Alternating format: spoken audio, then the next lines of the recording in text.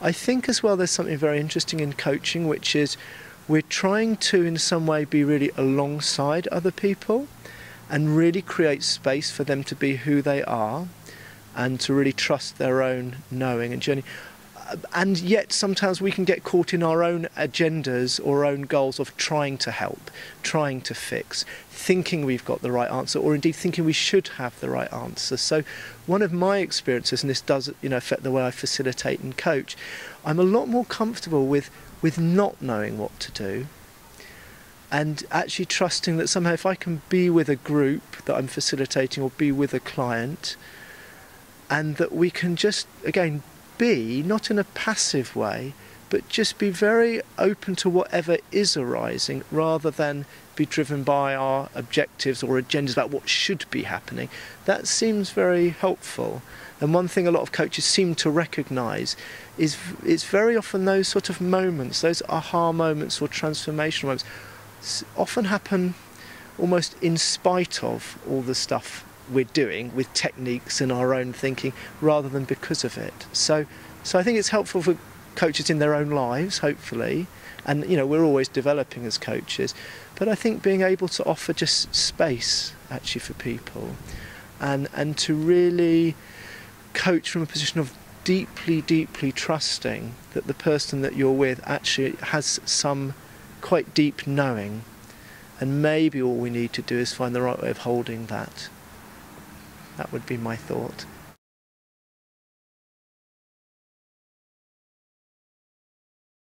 Well, I think there's two aspects really in terms of how coaches might use it, and the first thing that I do say is I don't encourage coaches to use this with clients unless you're working with it by yourself. It seems really important, however many books you read or however inspired one is by the idea of it, to build in some sort of personal practice, and there's many ways people can do that, and I guess coaches first and foremost are people.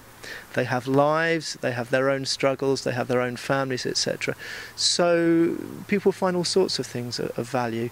Just periods of stillness, of openness. It has many benefits in a way, and I don't tend to sell benefits because it's more the process and the journey.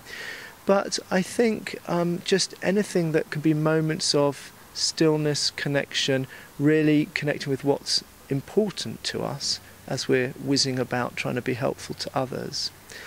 And in terms of the work we do, and indeed other areas of life like arguing about the washing up as well, I think the practice of openness or mindfulness helps us see how caught up most of us are most of the time with agendas or storylines of one kind or another about how we think things should be, our judgments of how others should be, including our clients, about how we should be. We put all sorts of pressures and judgments on ourself and our experience, and that inevitably limits really how free and how genuinely responsive and helpful we can be.